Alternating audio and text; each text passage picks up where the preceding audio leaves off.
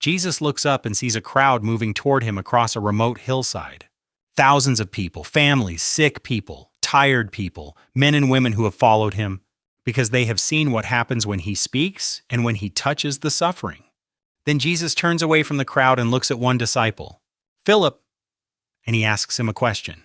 John chapter 6 verse 5 records it this way, "Where are we to buy bread that these may eat?" Philip has no warehouse, no supply cart, no hidden collection. The place is isolated, the day is moving toward evening, and the crowd is still coming. But before Philip can answer, John tells the reader something Philip does not know. John chapter 6 verse 6 says, "He said this to test him, for he himself knew what he would do." Jesus already knows. He is not asking for directions to the nearest market. He is not hoping Philip will discover a plan he has overlooked.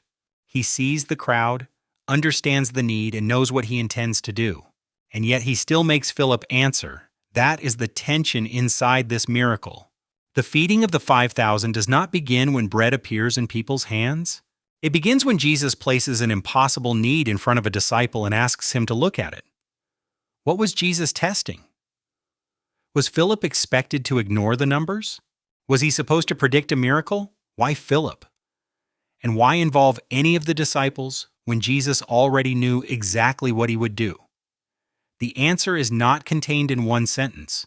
It unfolds through the entire event, through an exhausted group of disciples, a calculation involving months of wages, a boy's small meal, thousands of people sitting on green grass, 12 baskets of leftovers, a crowd reaching for a crown, and a dark night on the sea, when the disciples discover that they still have not understood what just happened.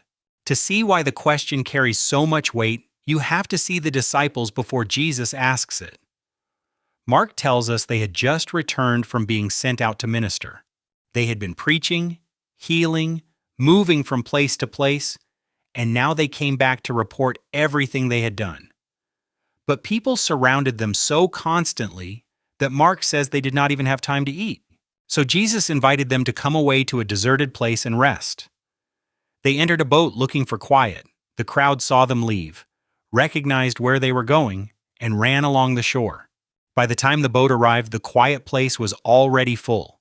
That changes the emotional shape of the scene. The disciples are not standing beside Jesus at the beginning of a carefully scheduled public event. They are tired people watching their chance to rest disappear in front of them. They have been serving others, they have not had enough time to eat, and now an even greater need is waiting on the shore. Later, when they suggest sending the people away to find food, it is easy to hear only impatience. But the situation is genuinely difficult. The hour is late. The place is remote. The crowd is enormous. The disciples do not have the food or money to take responsibility for everyone standing there. Their concern is practical. Jesus sees the same facts. But Mark says he also sees people like sheep without a shepherd, and he has compassion on them. Matthew says he heals their sick. Luke says he welcomes them, teaches them about the kingdom of God, and heals those who need it. The crowd is not being used as scenery for a lesson. Jesus cares about their hunger because he cares about them. The question to Philip takes place inside that compassion, and that matters because a test can sound cold when it is separated from the person asking it. Jesus is not amusing himself with Philip's inability. He is not waiting to embarrass him in front of the others. The need is real. The compassion is real. The provision will be real. But first the question, why Philip? John tells us Philip was from Bethsaida, and Luke associates the feeding with that region. It is possible Philip knew the surrounding area and was a natural person to ask about obtaining food.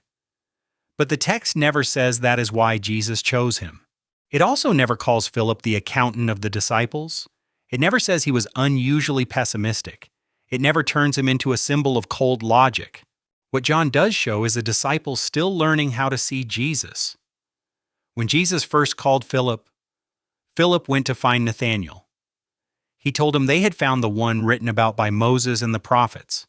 Nathanael doubted anything good could come from Nazareth, and Philip answered with 3 simple words in John chapter 1, verse 46, "Come and see." Philip had brought another man to Jesus because an argument alone would not settle the question. Nathanael needed to encounter him. Now Philip is the one standing beside Jesus with a question in front of him. He has already come. He has already seen signs. He has already followed. But following Jesus does not mean every old boundary in a disciple's thinking disappears at once. John says Jesus tested him. The Greek verb can mean to test, try, or put something to proof. Here it cannot mean Jesus needs information because John explicitly says he already knows what he will do. And it does not mean Jesus is enticing Philip toward evil. The question puts Philip's present way of seeing the situation into words. John chapter 6 verse 7 gives his answer. Philip answered him, 200 denarii worth of bread is not sufficient for them, that every one of them may receive a little. Philip does not name a place. He names a price. A denarius was commonly associated with about 1 day's wage for a laborer. 200 denarii represented hundreds of working days, many months of ordinary labor. And Philip says even that amount would only provide a little for each person. That is not an absurd estimate. It is an honest one.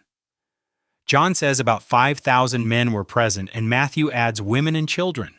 The exact total is not given, but the stated number is already enough to make Philip's point. This is not a meal the disciples can purchase with the money available to them. Philip sees the scale correctly, and that is what makes his answer so recognizable. He does not deny the need. He does not offer false confidence. He looks at thousands of hungry people and calculates what an ordinary solution would require.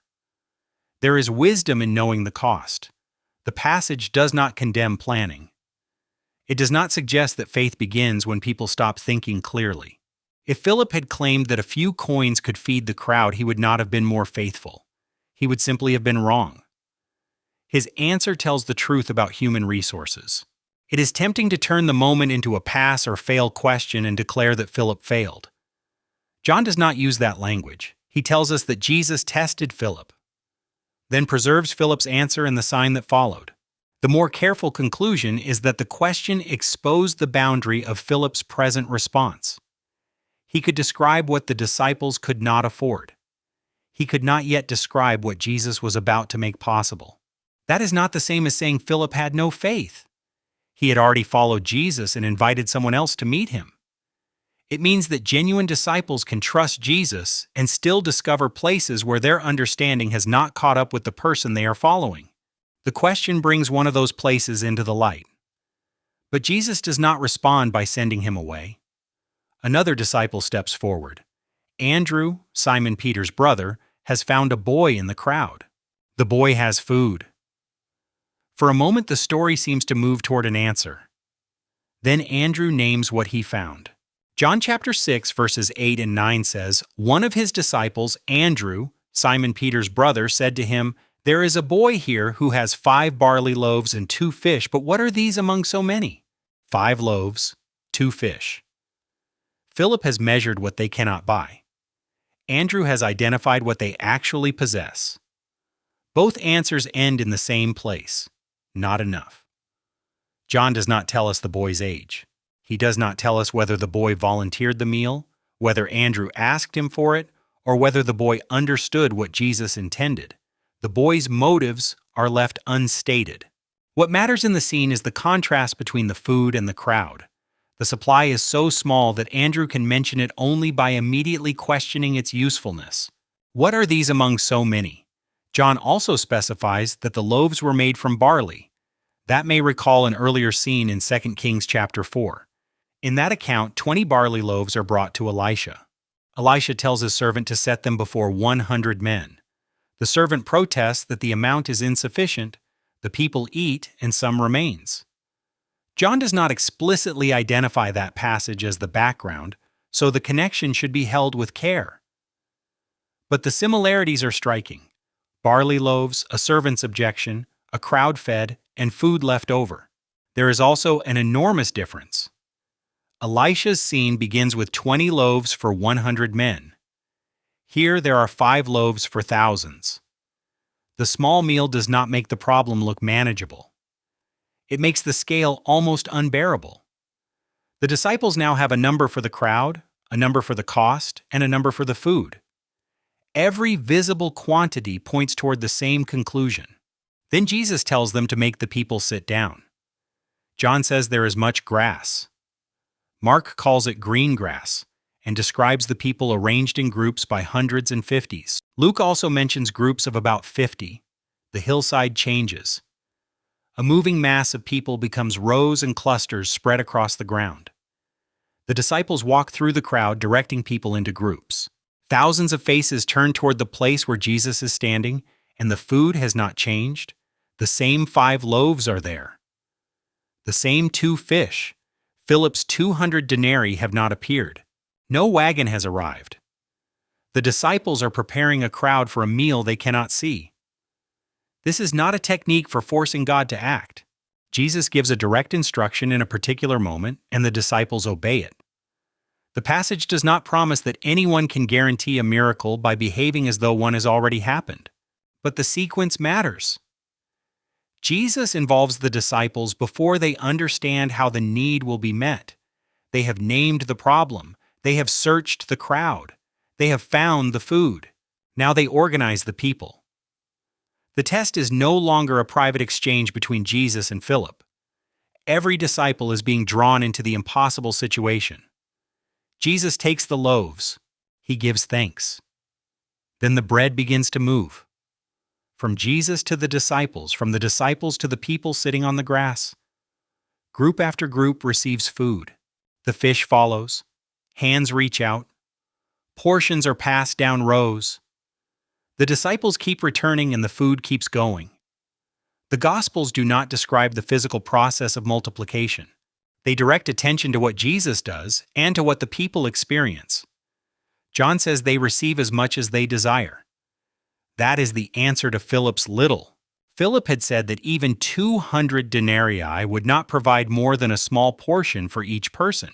But the people do not receive a symbolic taste. They eat until they are satisfied. The tired disciples who had not found time to eat now walk through a crowd where everyone is eating. The remote place becomes a dining place. The impossible calculation becomes a meal. And when the final groups have eaten, Jesus gives another instruction. Gather the broken pieces that remain so that nothing is lost. The disciples move back across the hillside. This time they are not carrying food outward. They are collecting what is left behind. 1 basket fills, then another, then another. 12 baskets in all.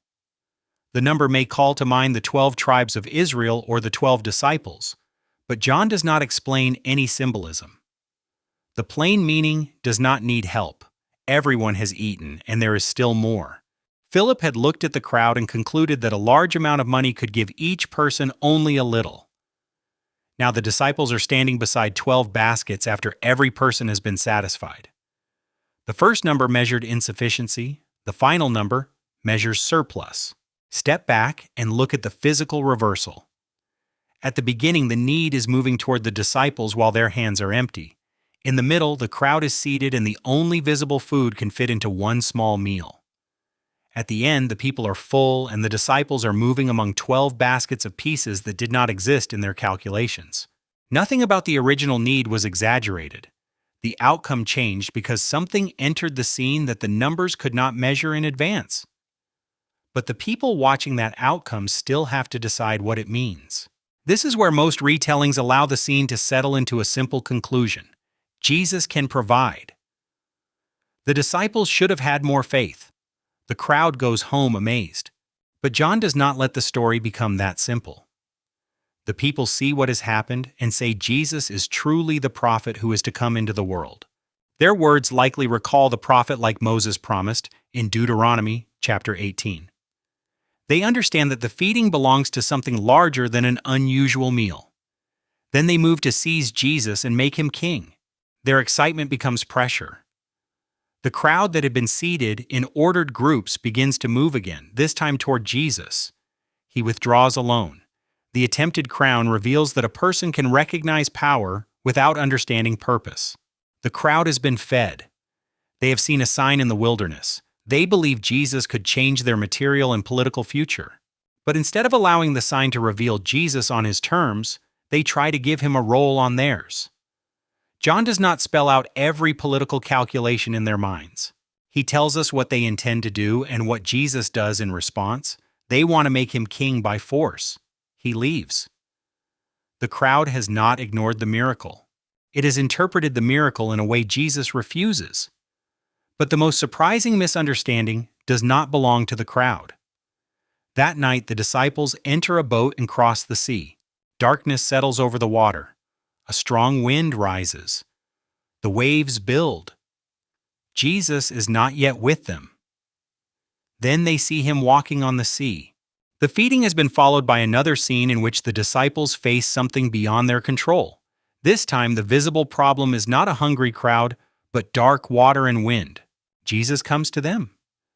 And after Mark tells the story, he gives one sentence that changes the meaning of everything that happened on the hillside. Mark chapter 6 verse 52 says, "For they hadn't understood about the loaves, but their hearts were hardened."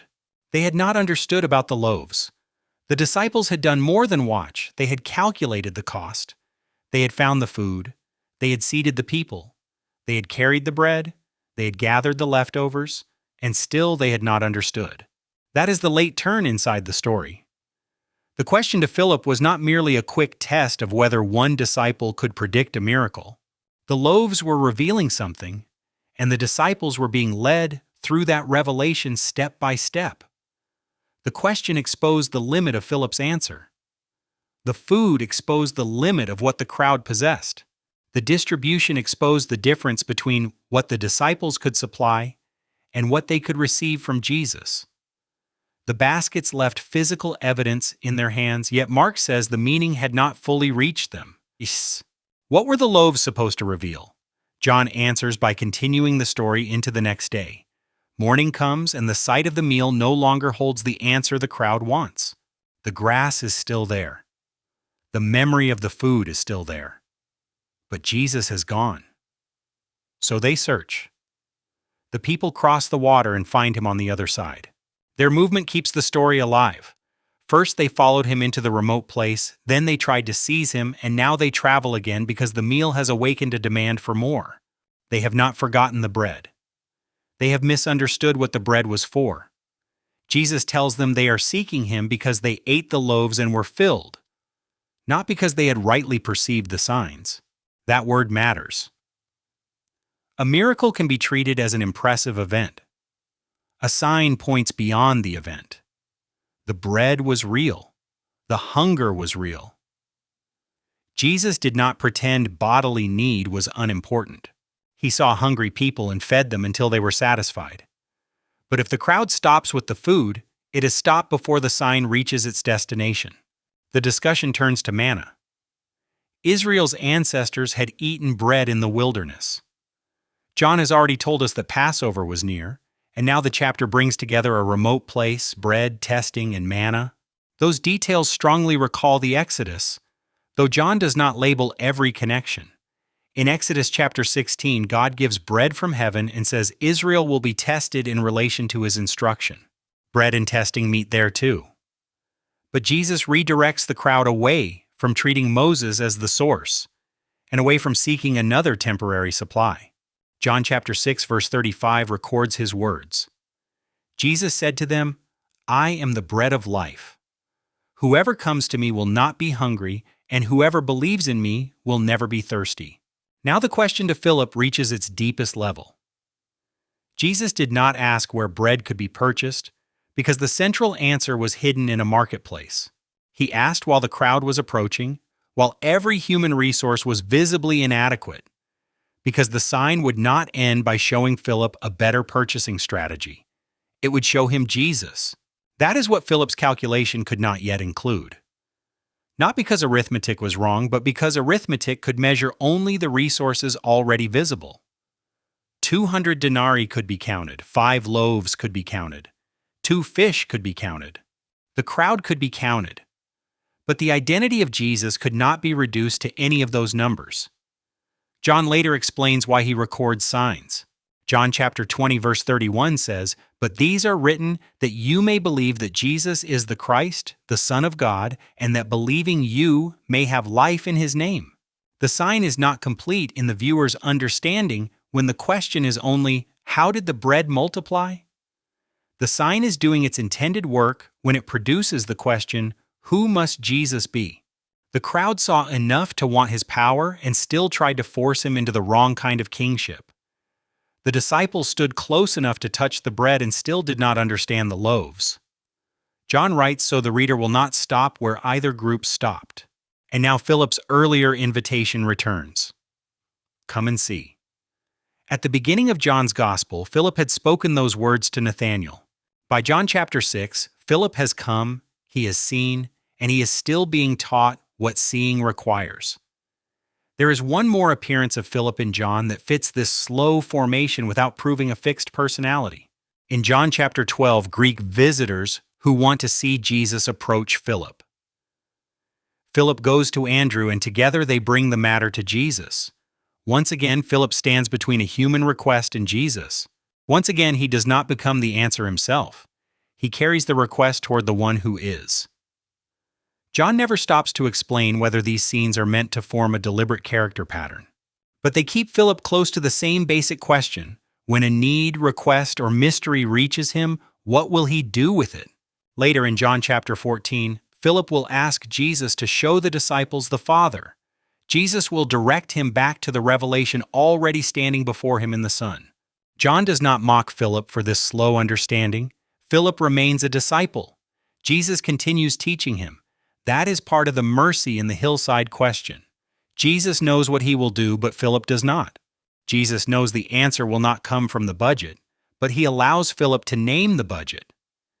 Jesus knows the food will be enough in his hands, but he allows Andrew to state how little it is.